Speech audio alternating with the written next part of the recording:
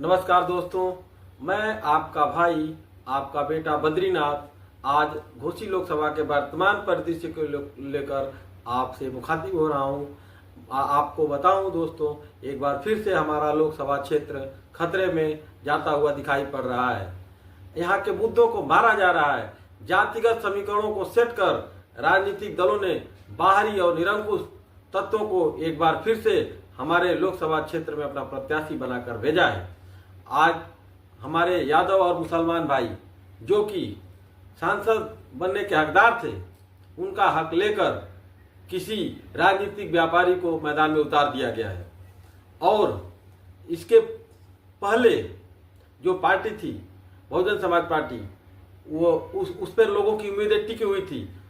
उन्होंने एक ऐसे निरंकुश व्यक्ति को आज मैदान में भेज कर साबित कर दिया है कि उनका भी रवैया वही है, जिन्होंने 5 साल अपने पार्टी के कार्यकर्ताओं तक की अनदेखी की और क्षेत्र के राजनीतिक व्यवस्था में, क्षेत्र के विकास में कोई भी भूमिका नहीं निभाई। उस व्यक्ति को उन्होंने आज फिर से एक बार चुनावी मैदान में भेज दिया है। डायरेक्ट टिकट लेकर 3 दिन पहले पार्टी ज्वाइन किए और डायरेक्ट टिकट लेकर हमारा वोट लेने चले आए। और सर्वप्रथम जिस गठबंधन एनडीए गठबंधन से जो प्रत्याशी आए हैं, उन्होंने डायरेक्ट टिकट लेकर हमारे लोकसभा में एंट्री किया है। क्या इनके कुछ दायित्व तो नहीं है? क्या हमारे जनता के अधिकार नहीं है? हमारे जनता को हमारा नेता नहीं मिलना चाहिए जो हमारे लोगों के सुख दुख में रहे और हमारे लोगों का साथ दे, सहयोग करे, तब समर्थन ले? ये व्यवस्था, ये परंपरा कल्पनाथ राय जी की मृत्यु के बाद से निरंतर चली आ रही है। रही बात एनडीए प्रत्याशी की, ये प्रत्याशी जो हैं वंशवाद के एक अच्छे उदाहरण के रूप में आए हैं। क्या घोसी लोकसभा में हमारे राजभर भाइयों में से नेतृत्व नहीं था? क्या हमारे राजभर भाइयों को पार्लियामेंट में जाने का मौका नहीं मिलना चाहिए?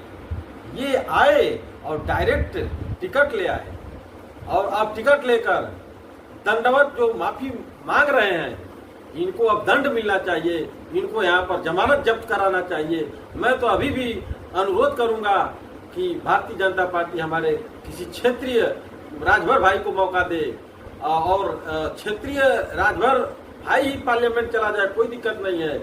लेकिन ये जो पार्लियामेंट जाने के लिए साजिश रच रहे हैं, ये हिंदू मुसलमान का जब जरूरत पड़ता है, मुस्लिम भाई के वोटों पर विधायक बनने वाले ये व्यक्ति आज बीजेपी के मंत्री हैं। किस तरीके के क्या व्यवहार चाहिए आपको और हमारी जनता को धोखा देने वाले लोगों को आप मौका देते हैं। आज जो सपा के प्रत्याशी हैं वो कहते हैं कि बीजेपी ने इनको लिया, तो उस समय क्यों नहीं माफी मंगवाया? तो सपा ने भी इसके पहले उनको लिया था, बीजेपी से आए थे, तो क्यों नहीं उस समय माफी मंगवा के उनको सपा ने लिया? अरे ये जो झगड़े हैं, ये जो बकवास की राजनीति है, इसको बंद किया जाए। ये तो दो मुँहे साफ हैं, एक पैर इनका सपा में है तो दूसरा पैर भाजपा में है। आप देख सकते हैं, उदाहरण आपके सामने है। अभी मौत पर सियासत कर रहे थे, ये दो मुँहे साफ, एक हिंदू भाइयों को अट्रैक्ट करने वाला बयान दे रहे थे, तो दूसरे इनके पिताश्री मुसलमान भाइयों को बरगलाने का बयान दे रहे थे।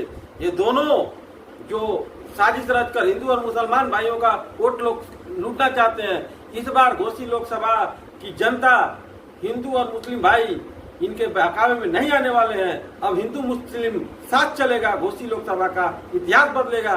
ऐसे लोगों को बाहर किया जाएगा और क्षेत्रीय मुद्दों पर आधारित क्षेत्रीय सांसद बनाया जाएगा।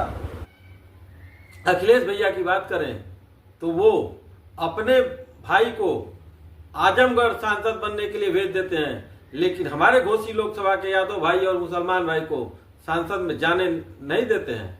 और ईमानदारी से हमारे यादव और मुसलमान भाई उनकी पार्टी को वोट देते हैं और उनका हिस्सा बाहरी और राजनीतिक व्यापारी को सौंप दिया जाता है, जो डायरेक्ट चुनाव में राजनीतिक समीकरण भिड़ाकर यहाँ पर राजनीतिक जुगलबंदी करके हमारे लोगों को फिर से बरगलाने के लिए आप पहुंचे हैं। रही बात उनके कार्यों की, 2012 से लेकर 2017 तक उत्तर प्रदेश में समाजवादी पार्टी की सरकार थी। इस दरमियान 2014 में जब ये चुनाव लड़े थे, जब सरकार थी, तो वो तीसरे नंबर पर रहे। आज वो जीत का दावा कर रहे हैं, लोगों को बेवकूफ बनाने की कोशिश कर रहे हैं। यहाँ पर तो कोई दंडवत बैठ रहा है तो वो मुद्दा बनाया जा रहा है। ये सास बहू के झगड़ों में दिखाकर हमारे लोकसभा के मूल मुद्दों से ध्यान भटकाने की कोशिश फिर से की जा रही है।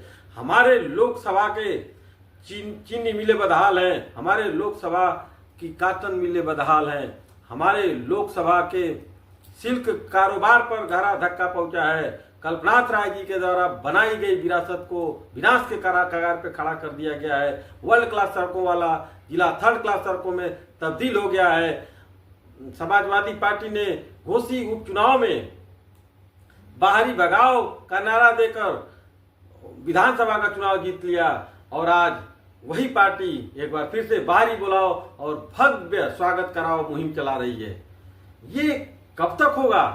क्यों नहीं हम लोग नींद से जागते हैं? हमें ये जिम्मेदारी लेनी पड़ेगी। हम लोगों को इस जिम्मेदारी को लेकर इन सभी लोगों के साथ लड़ना पड़ेगा। ये सभी लोग हमारी भूमि को अपनी राजनीतिक शरण स्थली समझते हैं, चुनाव में राजनीतिक पिकनिक मनाने आते हैं, फिर चुनाव बीत जाने के बाद कोई इनका हमारे लोगों से सरोकार नहीं रहता है। अगर एक बार आकर किसी ने कंबल दे दिया, 2 लोगों को बुलाकर किराया दे दिया, तो 20 जगह बताते हैं। यही घोसी नवनिर्माण मंच हर जगह हर समय जैसी व्यवस्था होती है उसके लिए तत्पर रहता है। कितने स्वास्थ्य कैंप हमारे लोगों ने लगाया। कोरोना में दिल्ली में फंसे हुए लोगों को हम लोगों ने पास से अपने क्षेत्र में भेजा। अपने क्षेत्र के लोगों की पीड़ाएं कितनी हैं। 2012 से 2017 तक सरकार में रही समाजवादी पार्टी से जो सांसद प्रत्याशी थे, उन्होंने उस समय क्यों नहीं काम किया? एक भी काम नहीं किया गया उनके द्वारा। फिर 2019 में सपा और बसपा ने गठबंधन करके फिर से एक ऐसे प्रत्याशी को उतार दिया, उसकी वजह से 5 साल बर्बाद हो गया।